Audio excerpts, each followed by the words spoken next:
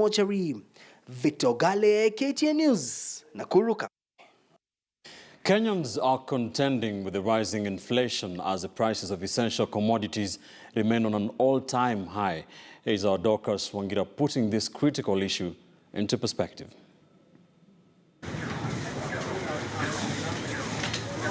The experts say we have a problem. The cost of living in the country is rising. In just 1 month, the inflation rate has risen from 10.3% in March to 11.48% in April, according to the Kenyan National Bureau of Statistics. And those hardest hit are Kenyans at the margins, low-income earners and the unemployed.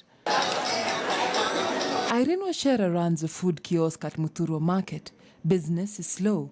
She isn't serving ugali, the staple meal, today. Instead, other cheaper alternatives like arrowroots will be served. Sai hata ugali tumeshindwa kuuza, tunawausia.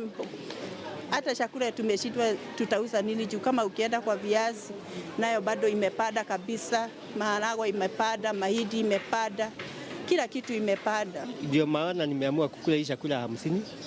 Ndio kwa hoteli kwingine inatoka 200. Hiyo siwezi kukula chakula 200 daily. But Irene isn't the only one bearing the brunt of inflation. Kenyans have had to pay more for basic food and non-alcoholic drinks. Between March and April this year, prices went up by 3.55%. Food items such as sukuma wiki, spinach, maize flour, milk, potatoes, cabbages, onion and maize grain prices were high. Wananchi wanazidi kuathirika, sio sisi wakaaji wa Kisumu tunazidi kuathirika sana. Inatakana watembee kwa hizi maduka, waangalie vile watu wa duka wanauza vitu. But are the rising prices of food alone enough to indicate the rising cost of living?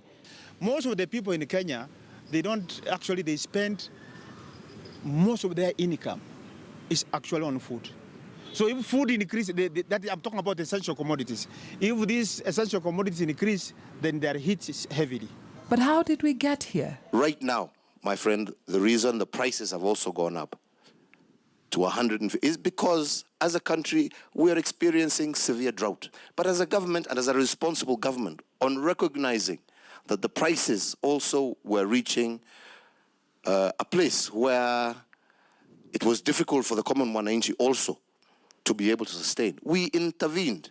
The KNBS report attributes the increase in food prices to the prevailing drought. Many Kenyans, however, have different sentiments. Population iko juu sana. Alafu kienda upande wa mazao mvua imekuwa kidogo. Sasa ndio hiyo bei lazima iende juu. The chambers we have planted, now we have to replant again. Now what should be done? More trees should be planted. Serikali anasema sukari iko, mambo ya sukari hapa Kenya ati hakuna, iko chini sababu ya mvua yenye hakuwa hapo awali. Dr. Ngoro, who has observed economic trends for the last 5 years, maintains that the problem is much deeper. It is true that one of the causes of this high cost of living is actually the drought. But you know, this drought has been coming, let's say in average it has been coming every 5 years. But every Kenyan knows that there's a time of drought almost every year. So the problem is actually not the drought. The problem is effective food and the energy security programs in the country. But you know, we are in an election year, so a lot of money is being bumped the economy. And this money at one point will be more than the quantity of the goods and services we have in the country. There is a problem of productivity. So if productivity is not growing to give us more goods and services as money increases, then this increase in money to the economy will actually lead to higher inflationary pressures.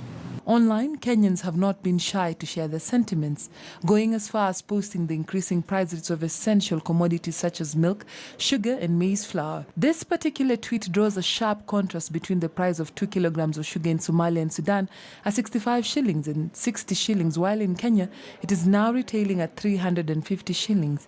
But is the situation really that bad? Tuko watu wengi wanauza viazi, lakini siku hizi vile zimekosekana, watu wamepungua wale wanauza viazi. Well, to understand just how high the cost of living has become, we'll have to go to around 3 or 4 stores to look at the most essential commodities and how much they cost exactly. We've been to 3 supermarkets on the extreme ends of town.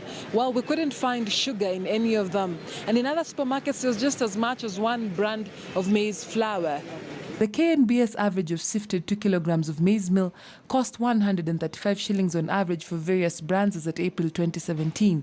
In 2011, it cost 130 shillings, 10 shillings more than wheat flour.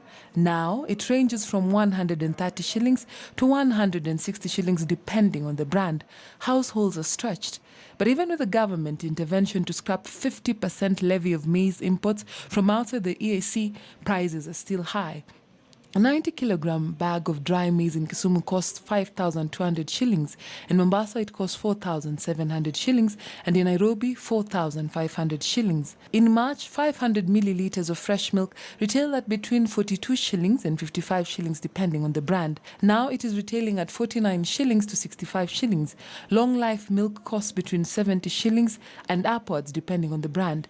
The KNBS average price is 60 shillings. The cheapest brands of sugar were retailing at 140 per kilograms in March.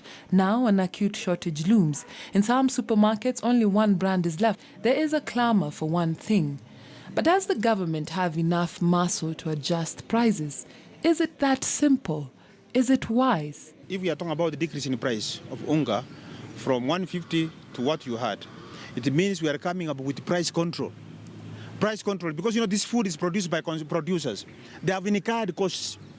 So you are going to make them, they are going to ask them to reduce the prices. The drought phase has lapsed and you're experiencing heavy rainfall. Agronomists say it would take about 3 months to recover sustainable productivity. But as is, more Kenyans will have to dig deep